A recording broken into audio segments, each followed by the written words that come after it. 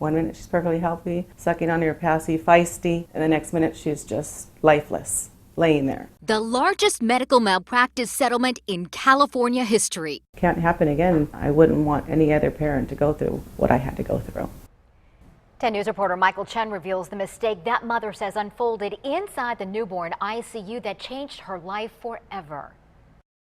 Beautiful color. This was little Sophia. A wonderful feeling. Not long after she was born in January 2013, 5 weeks ahead of schedule. Doctor said she was premature, but healthy. 4 days later, her mother Connie says she went into the newborn ICU to give Sophia her milk and found her pale and lifeless. Diaper was soaked as if a pitcher of water had been poured into it. Connie says on the floor, a puddle of water leaking from the feeding bag. She alerted the nurse. Give me 1 second.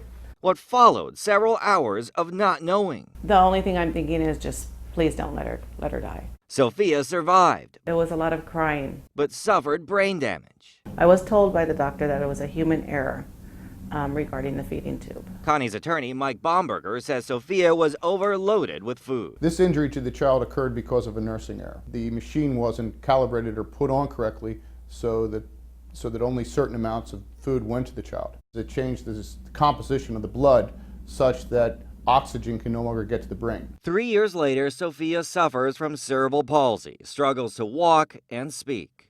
Breaks my heart, everything that she has to go through. She'll need round-the-clock care for the rest of her life. Connie filed suit and the case just settled for an unprecedented $20 million set aside for Sophia's care. Because of a confidentiality clause, the name of the hospital has not been released. Connie hopes the settlement will lead to additional safeguards in all hospitals. It can't happen again, and I wouldn't want any other parent to go through what I had to go through.